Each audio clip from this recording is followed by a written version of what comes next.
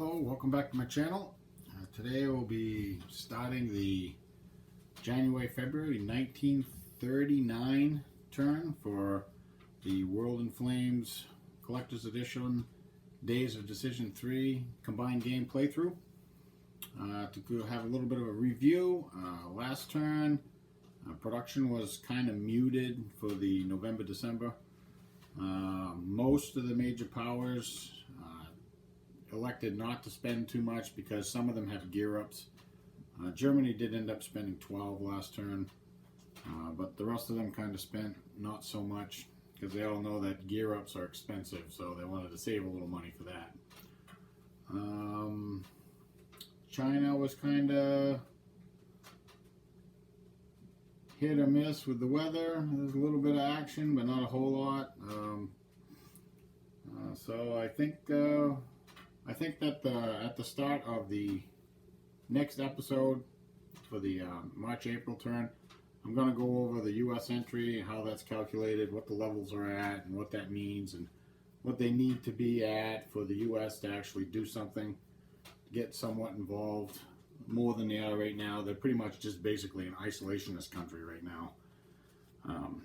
So I think without rambling on anymore, I think we'll get started. So let's take a look at the starting money for the major powers. Alright, we have Germany at -1, Japan at 5, Italy at 4, Soviet Union at 0, Commonwealth at 0, France at 0, USA at 0, and China at 1. So as you can see, there's really not a whole lot of money that the major powers have to spend on things as it is. So we have, I put the bids in for the major powers that wanted to bid. We have 5 major powers bidding. First up, we have Japan. Japan bid 1. They're going to get a +8 for their bonus bid points that they used for a political option last turn. And their political position #1, so that's going to give them another 4, so that's 13.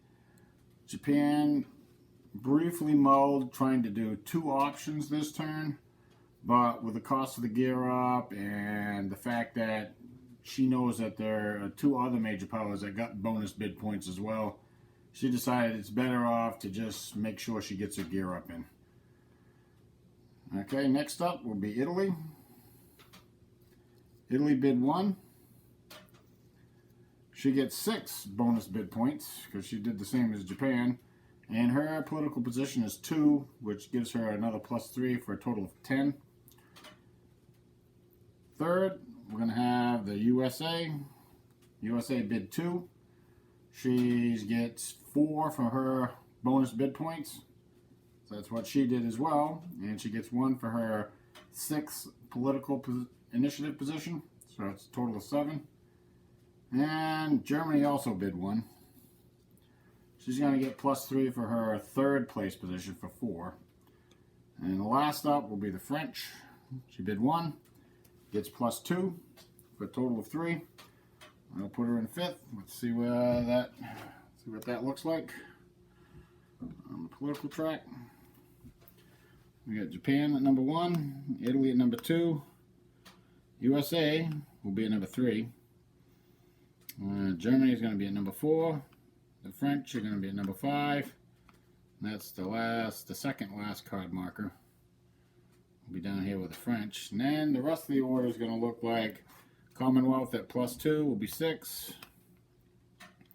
The Chinese at +1 will be 7th. And the Soviet Union at 0 will be 8th. Okay, so first up is the Japanese. Let's go see what they want to do. Kind of come over here. Place where I usually do the political options. Alright, just knocked over a stack, but that's okay. Let's see. Okay, Japan's going to do gear up. Alright, this option can only be played if you are a fascist. Got it. The PLM, when Japan's not in peace, so I don't have to worry about the peacetime PLM. And it is the year that Japan is scheduled for a gear up, so the cost is going to be the standard cost, which will be 9. U.S. entry is going to be 10. There's some minors that get influenced here, so I'm going to put those out and record the U.S. entry and deduct the money for Japan, and I'll be right back with Japan activating a minor. Okay, back. I think who Japan is going to activate. After taking a brief look at the board, Japan's got a lot of negative out there, like the Netherlands at -6, Venezuela at -7, Portugal at -2. These countries just don't like it when there's gear ups happening. Something about gear up usually foreshadows more war. So I think Japan's going to activate Chile. So I'll grab the markers, go over to the status display, and see what this looks like. Alright. Grab the markers. Got a German 1. Got a Soviet -1. Got a Commonwealth 1. Got whole bunch of Japanese markers. Got a 3, a 2, and a 1 for Japan here. So that's a total of 6. So Japan's got quite a pile of influence. Yeah, see that? 6 points. Quite a pile of influence. So here's the Japanese marker right here. And Chile is way over here, right next to the center hex. I think we'll activate the Commonwealth marker. No effect. The Soviet -1 is not going to do anything. The German 1 is not going to do anything because it takes 2 points to move a hex. That can be modified. Okay, if you have a treaty or have an alliance or you're within the ideology, well, we'll see that in a minute. Okay, now we have 6 Japanese.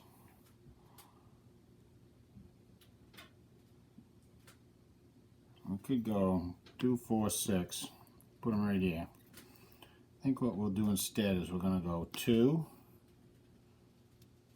to here, and that costs an extra point to go across this boundary. So it's going to be 3 to get here. Chile, as of yet, has no alliances with anybody. So it's going to cost another point, 3 to go here, so that's 5. Now Chile's within the fascist ideology, so -1 moving towards you in your ideology. That's a modifier. So now there's 1 Japanese point left. Can move Chile right here. Chile's actually getting pretty close to Japan. U.S. is definitely going to sweat that out. With 0 land ground units in the United States, it'd be kind of hard for them to do anything about it, really. Okay, let's see. The last thing for Japan to do is roll a die and see if she ends the political phase. This would really irritate a lot of other countries. Yep. Got a 4. So move the last card marker down to Italy. We'll see what the Italians are going to do. Probably already know.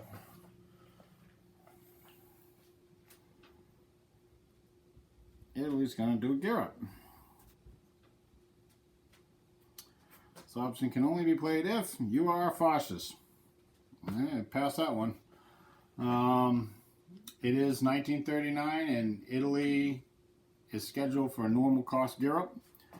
So what I will do, I'll go put the U.S., I'll record the U.S. entry, go put the minor country influence markers out, and I'll be right back with Italy activating a minor. Okay, I think who we're going to activate for the Italians is going to be Saudi Arabia. So I'm going to grab the markers, we'll head over to the status display and see what this does. Alright. By the way, you can see down here at the lower end of the status display that these are the countries, these are the minor countries that Italy can control, and Saudi Arabia is on that list. So there's somewhat of a limit, and same thing with Japan. There's somewhat a limit on Japan, which minor countries they can activate and control. China as well, the U.S. as well. The rest of them can pretty much control any of them, so they can pretty much do whatever they want where that goes. Alright, let's put the markers out. See what we got here. Okay, we got Soviet -3, an Italian 2, and a Commonwealth 1. Okay, upside down always works well. Alright, there we go. Dug out the Saudi Arabia marker from the bottom of the pile. That's where they always are. Just look on the bottom, you'll find it.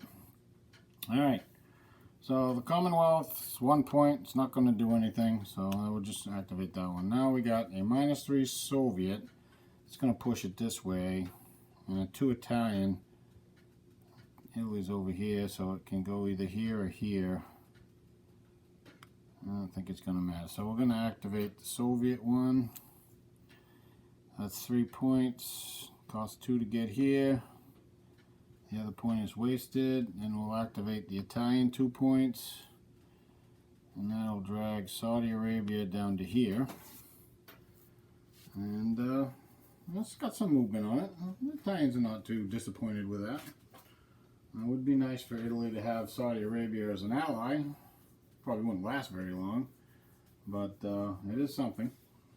Okay, last thing the Italians do is roll a die to see if they end the political phase.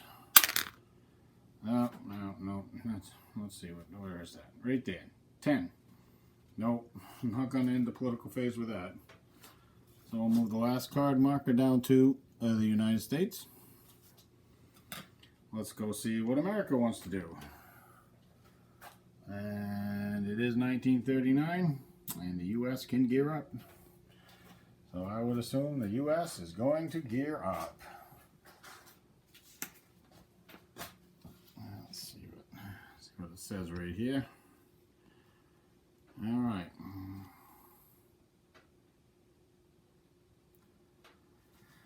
This option can only be played if you are a fascist. No. The current year is greater than or equal to the year specified on the PM track. Well, it's 1939, so the U.S. qualifies for that. Okay, the rest of it, it's all an or, so it's one of them. As long as one of them applies, it can happen. So the cost is a cheap 12. U.S. entry is an 11. Now it seems kind of odd to have a U.S. entry for the U.S., but what this does is it has a net negative effect on, like, the fascist major powers' U.S. entry totals. So the more the U.S. is ready to go to war, the less likely that the U.S. will be able to declare war. I guess that's the best way to explain that. But it does benefit the U.S. to gear up, because now they'll be able to actually build more than 3 build points worth of units every turn. And they can also help the Chinese out. They have a treaty with China.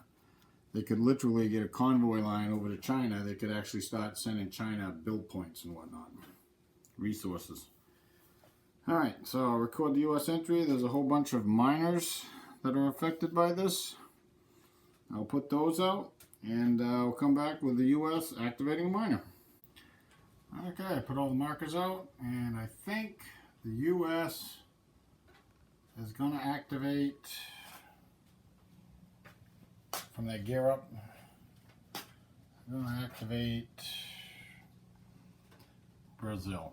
They don't have a lot of positive influence out there, but there's a -2 Japanese in Brazil, so that's going to get some positive use for the U.S. Let's go over to the status display. I'll grab the markers. had a 1 U.S. and a -2 Japan. Now, Brazil doesn't have any treaties with anybody. U.S. is way back here, so it's basically going to just pull Brazil this way and activate the -2 Japanese. It's going to push them away, and the 1 U.S. is going to do nothing. So now the U.S. will roll a die, see if they end the political phase. We got a 5. And there's been 2 political phases, political options played. So that's a -2, so that would be a 3 on the die. It's not a 1. We move down to Germany. Let's go see what Germany wants to do. Germany has decided to do a minor alliance. They're going to sign an alliance, or they're going to try to sign an alliance with Sweden. Okay, Sweden's not in a civil war.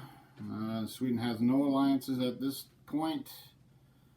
Okay, so if it's successful, apply treaty chart. Okay.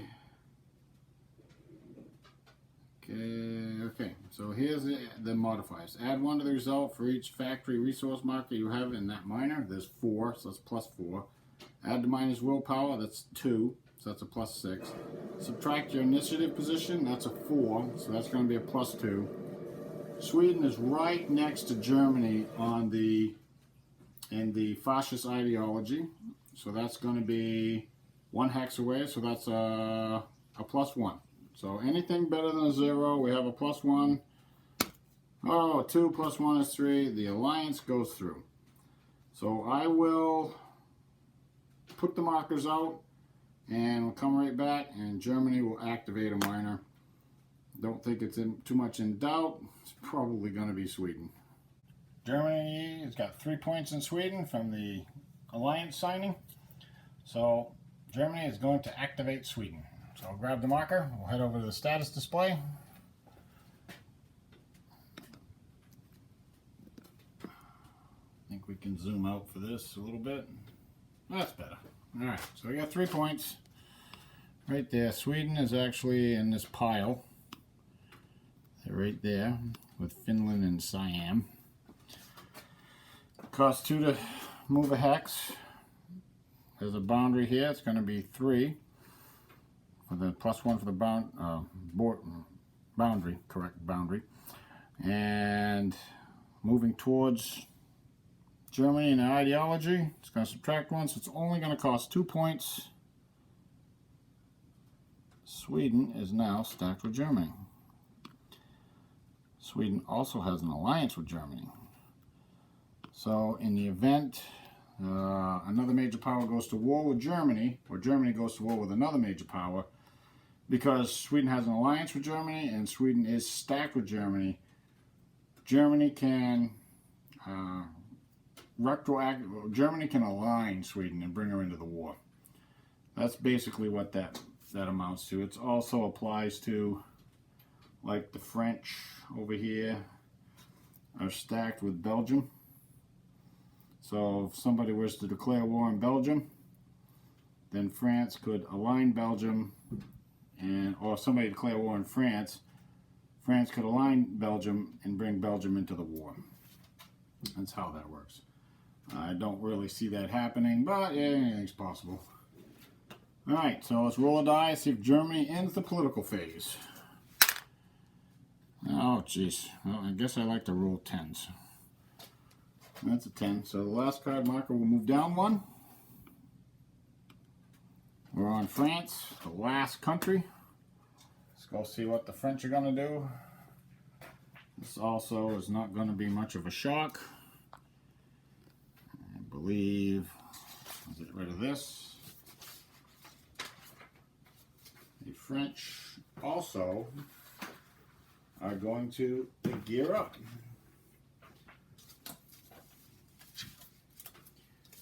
I should have dug this out. Oh yeah. Okay. Take a look at that. See what that's going to do. Yeah, it's the French. The Commonwealth is actually going to pay for this. Because of the level 2 treaty will allow the Commonwealth to basically pay for options that France plays. So the Commonwealth is going to pay for the going to pay the 8 money for the French to gear up. Now let's see, the requirements are, you are a fascist, no, current year is greater than or equal to the year specified on the POM track, which is 1939 for France, so they will be able to gear up. There's a whole bunch of minor countries that are influenced by this. I'll go put the markers out. The US entry is 8. I'll record that.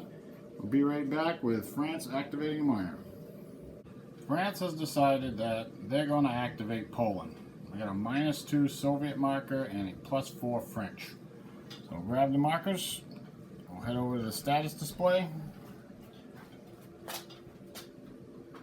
There's Poland. We'll zoom out a little bit. There's the Polish marker right there. There's the 4 French and 2 Soviet. Okay, something like that. So now Poland does have a treaty with Germany, and they do have a treaty with France. And they're in the neutral zone. So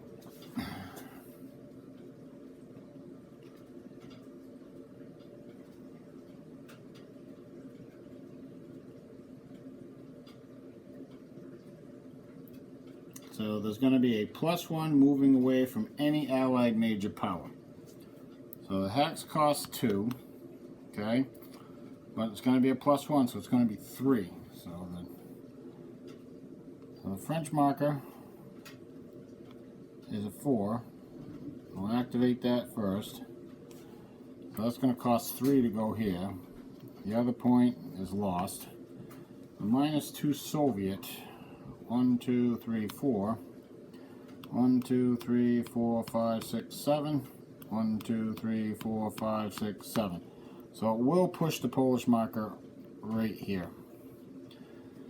Now, the French basically, they know they lost a point, but the goal of that was to pull Poland away from the fascists. You don't want Poland down in here, and any possibility that Germany or Italy could align it.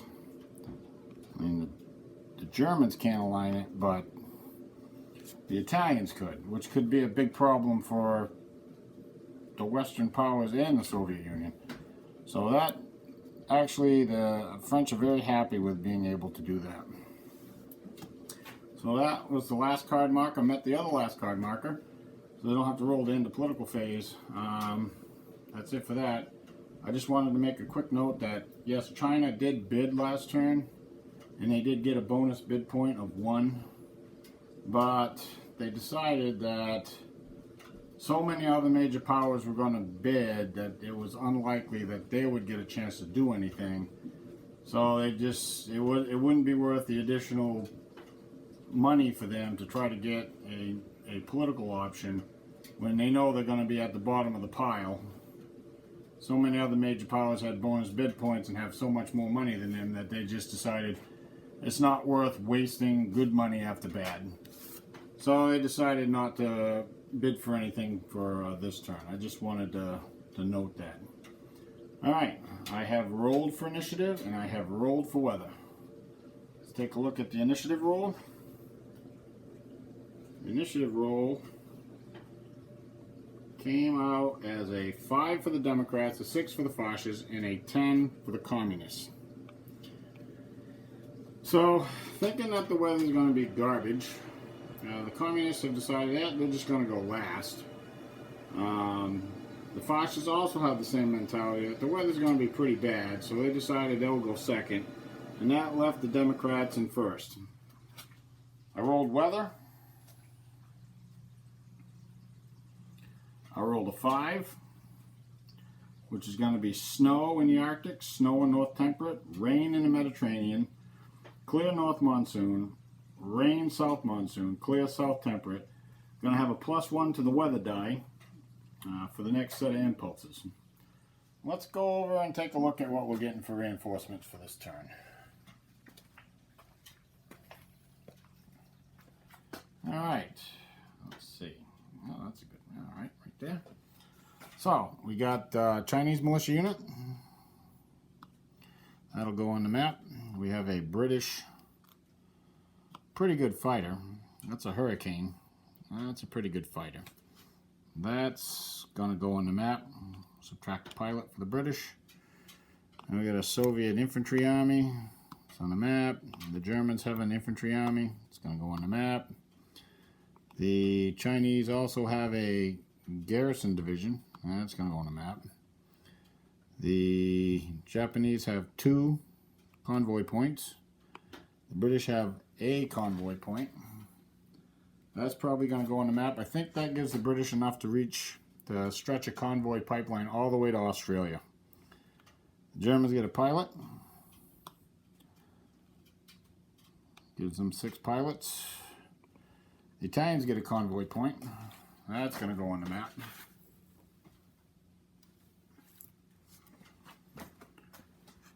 The British get to Liverpool.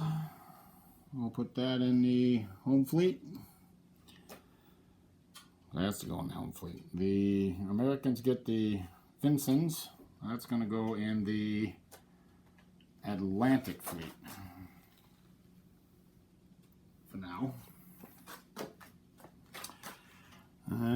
The Germans get the Admiral Hipper heavy cruiser. Very nice heavy cruiser.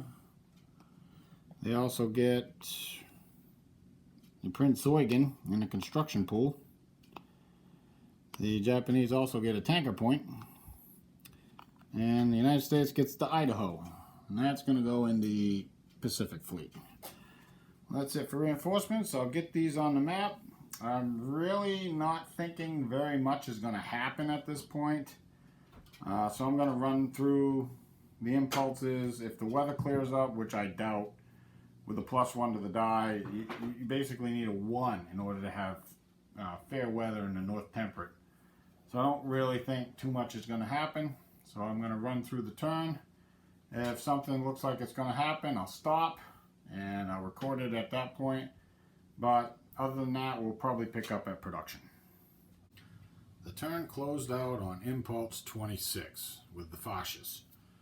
So because the Soviets didn't get their impulse, the impulse marker for the fascists ended up going from the +1 box to the 0 box, because the Soviets can't go any further higher, so they moved them down 1.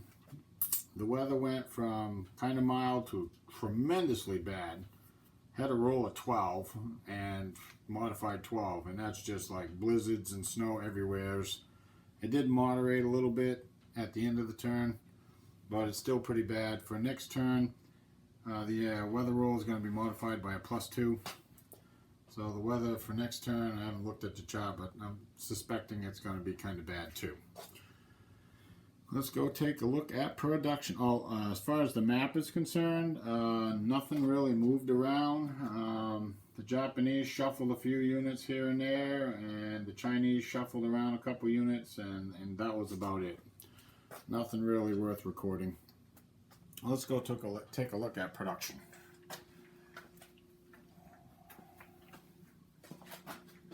All right. So we got Germany, produced 15, started with 8, and spent 10. They built Guderian. They laid down a sub, and actually I pulled that sub out of the construction pool. Okay, and we built a convoy point. Japanese produced 11, started with 6, and spent 7. Pulled 2 carriers out of the construction pool and an amphibious unit out of the force pool. The Italians produced 6, started with 2, and spent 9. They built a garrison unit, they built a marine corps, and they built an amphibious unit. As you can see that some of these major powers, their production has gone up a little bit. The USSR produced 7, started with 7, and spent 7. They built a tactical bomber and they built a infantry army. Commonwealth produced 11, started with 2, and spent 3. They built an infantry corps. The French produced 6, started with 6, and spent 8. Produced the headquarters and an infantry corps, and I can't produce that one. That's supposed to be in the reserve. I'll have to dig another infantry corps out. Okay. Sometimes these counters get mixed up. The USA produced 10, started with -4 because they were 14 in the hole, and they spent 2. They pulled the Wyoming out of the construction pool. China produced 5, started with 6, and spent 6. They built a single-seat fighter, a single-engine fighter, a pilot to go in that fighter, and a cav corps. So I'll get these units on the circle, and hopefully I get this turn uploaded in a little bit. And thanks for watching. Hopefully I can get another turn done pretty soon. And if you like these videos, like and subscribe. I'd appreciate it very much. And see you next time.